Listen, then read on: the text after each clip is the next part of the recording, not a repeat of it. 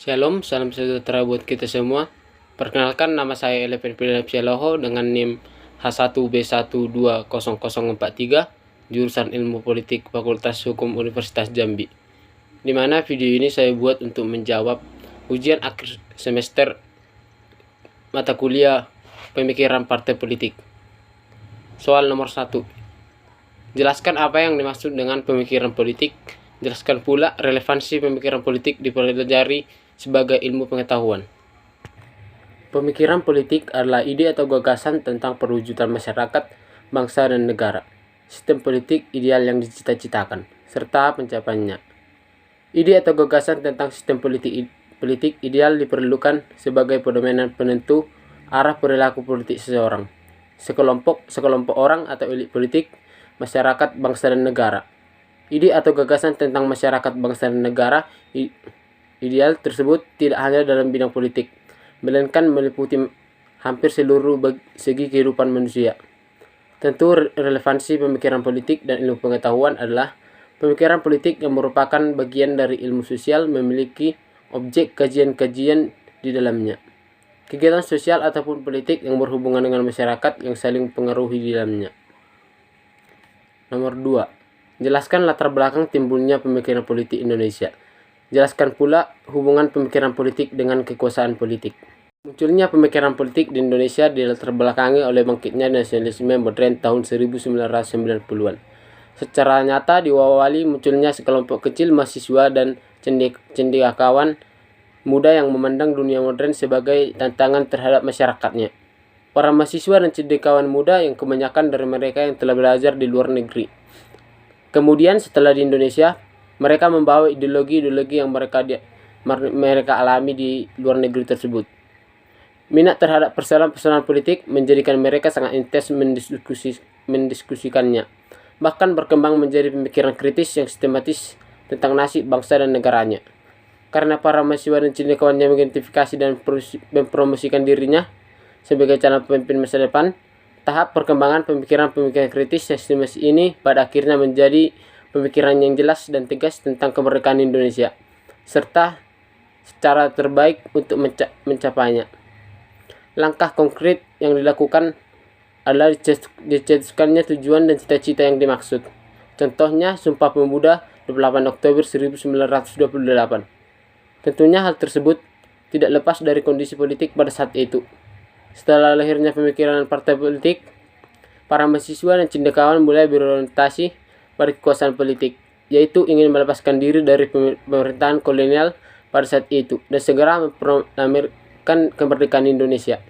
Setelah pada tanggal 17 Agustus 1945, Indonesia secara resmi memproklamirkan kemerdekaan Indonesia.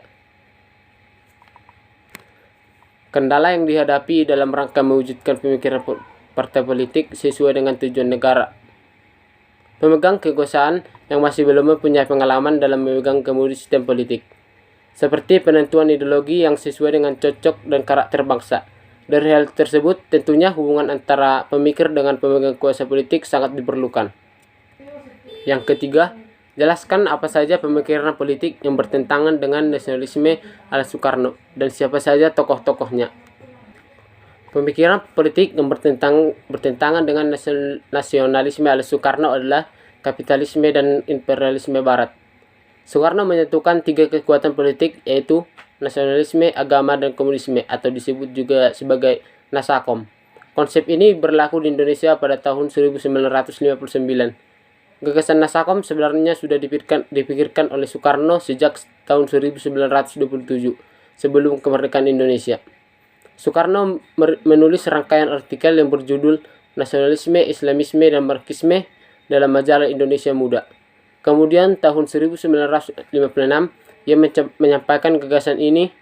Ia mengkritik sistem demokrasi parlementer yang dianggap tidak cocok untuk ditetapkan di Indonesia.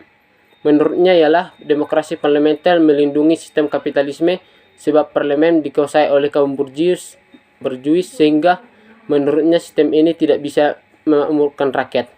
Nasakom pada intinya dipersatukan dalam satu tujuan, yaitu gotong royong atau bekerja sama untuk revolusi Indonesia dalam melawan imperialisme. Tokoh-tokoh imperialisme barat dan kapitalisme di Indonesia pada saat itu adalah para kolonial Belanda. Soal nomor 4, sebutkan dan jelaskan 5 aliran politik Indonesia menurut Herbert Veit dan Lance Kestel. Aliran pemikiran politik yang pertama yaitu komunisme. Komunisme yang mengambil konsep-konsep langsung maupun tidak langsung dari Barat, walaupun mereka seringkali menggunakan ideologi politik dan mendapatkan dukungan kuat dari kalangan abangan tradisional. Komunisme mengambil bentuk utama sebagai kekuatan politik dalam Partai Komunis Indonesia. Gerakan komunis di Indonesia diawali di Surabaya, yakni di dalam diskusi intern para pekerja buruh kereta api Surabaya yang dikenal dengan nama FSTP atau Vergunning Transport and Tramway Personnel. Gerakan PKI lahir pula pada masa Perang Kemerdekaan Indonesia yang diawali oleh kedatangan musuh secara misterius dari Uni Soviet ke negara Republik. Saat itu masih beribu kota di Yogyakarta.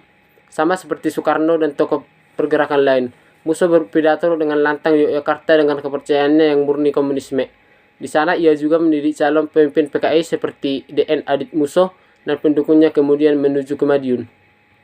Pemikiran yang kedua yaitu pemikiran sosialisme demokrat, yang juga mengambil inspirasi dari pemikiran Barat. Aliran ini muncul dalam Partai Sosialis di Indonesia. Secara etimologi berasal dari bahasa Prancis sosial yang berarti ke masyarakat. Istilah sosialisme pertama kali muncul di Prancis sekitar 1930. Umumnya sebutan itu dikenakan bagi aliran yang masing-masing hendak mewujudkan masyarakat yang berdasarkan hak milik bersama terhadap alat-alat produksi. Sosialisme adalah ajaran ke masyarakat atau pandangan hidup tertentu yang berhasrat menguasai sarana-sarana produksi serta pembagian hasil produksi secara merata. Pemikiran yang ketiga yaitu pemikiran Islamisme. Islamisme yang terbagi menjadi dua varian yaitu kelompok Islam reformis atau dalam bahasa Veit atau modernis dalam istilah yang digunakan secara umum, yang berpusat pada Partai Masyumi, serta kelompok Islam konservatif atau sering disebut tradisionalis yang berpusat pada Nahdlatul Ulama. Daya tarik Islam sendiri di arena politik Indonesia memang ruang gerakannya masih dalam skala kecil atau hanya bersifat golongan-golongan saja daripada nasional. Contohnya partai-partai Islam memperoleh dukungan dari kalangan pedagang pribumi dan petani daerah-daerah yang ortodoks Jabar. Islam sendiri belum berhasil mencapai kesatuan organisasi. SI yang cukup menonjol di arena politik pada tahun 2000-an mengalami kemunduran dan disimbolkan setidaknya ada dua kelompok atau elemen Islam yang muncul cukup besar yaitu Muhammadiyah 1912 yang terinspirasi dari gerakan Muhammad Abduh di Mesir dan Nahdlatul Ulama tahun 1926 yang ingin mempertahankan bentuk-bentuk budaya. Kemudian pada 1945 khususnya pada masa penjajahan Jepang dan dua ormas besar ini bersatu dalam wadah Wasyumi atau Majelis Syuro Muslimin Indonesia kooperatif dengan harapan merdeka, ibadah dengan tenang, kemudian realitas agar sedikit melenceng dari harapan setelah proklamasi Republik Indonesia. Ternyata negara lebih memilih Pancasila sebagai ideologi dan kenyataan ini dirasa mencederai beberapa pihak atau individu. Pemikiran yang keempat yaitu nasionalisme radikal. Nasionalisme radikal atau aliran yang muncul sebagai respon terhadap kolonialisme dan berpusat pada Partai Nasional Indonesia atau PNI. Dikemukakan oleh David Muller bahwa bangsa atau tepatnya nasionalis adalah suatu komunitas yang terbentuk dari keinginan bersama dan komitmen yang saling menguntungkan, yang punya latar belakang sejarah, berkarakter aktif, dan berhubungan dengan suatu wilayah. Pemikiran yang kelima yaitu tradisionalisme Jawa. Tradisionalisme Jawa atau penganut tradisi-tradisi Jawa. Pemunculan aliran ini agak kontroversial karena aliran ini tidak muncul sebagai kekuatan politik frontal yang konkret, melainkan sangat mempengaruhi cara pandang aktor-aktor politik dalam Partai Indonesia Raya atau PIR, kelompok-kelompok teosofis kebatinan, dan sangat berpengaruh dalam birokrasi pemerintahan. Soekarno sebagai founding father dirasa banyak dipengaruhi pemikiran politik Jawa atau tradisionalisme Jawa, dan mungkin tradisionalisme Jawa pun memengaruhi pemikiran nasionalisme radikal lainnya. Nasionalisme radikal dan tradisionalisme Jawa memang agak sukar dibedakan. Hal ini disebabkan karena sama bersifat elektif, sama menghormati NKRI dan pemimpinnya, sama menolak individualisme dan kapitalisme. Pada masa kejayaan Soekarno sangat kental tradisi Jawa. Raja bergelar Narasoma atau memperhatikan rakyatnya. Soekarno dengan Marhanisme atau Sarinah, Salia atau bijaksana, Soekarno dengan penyambung lidah rakyat. Soal yang kelima yaitu pergerakan yang dikenal dengan gerakan reformasi pasca runtuhnya rejim Orde Baru mengubah tradisi politik Indonesia, bergeser menjadi demokrasi politik yang institusional. Apakah pergeseran tradisi politik tersebut akan berdampak yang jauh lebih baik atau kita tetap kembali menggunakannya tradisi politik di zaman Orde Baru atau sebelumnya alias Orde Lama? Jelaskan. Reformasi merupakan suatu perubahan tatanan kehidupan lama dengan kehidupan baru secara hukum menuju arah yang lebih baik. Tradisi politik Indonesia bergeser menjadi demokrasi dan institusional. Menurut saya hal ini berdampak jauh lebih baik daripada tradisi politik pada masa Orde Baru. Masa reformasi banyak perubahan yang terjadi di berbagai bidang dan juga termasuk di dalam politik. Reformasi juga memberikan berbagai kebebasan bagi masyarakat, di mana adanya penerapan HAM. Tetapi masih banyak permasalahan tentang korupsi, kolusi, nepotisme, dan lain sebagainya di bidang politik. Sekian jawaban saya terkait UAS Pemikiran Partai Politik. Sumber rujukan saya tampilkan di deskripsi. Jika ada kata-kata yang salah, saya mohon maaf. Terima kasih.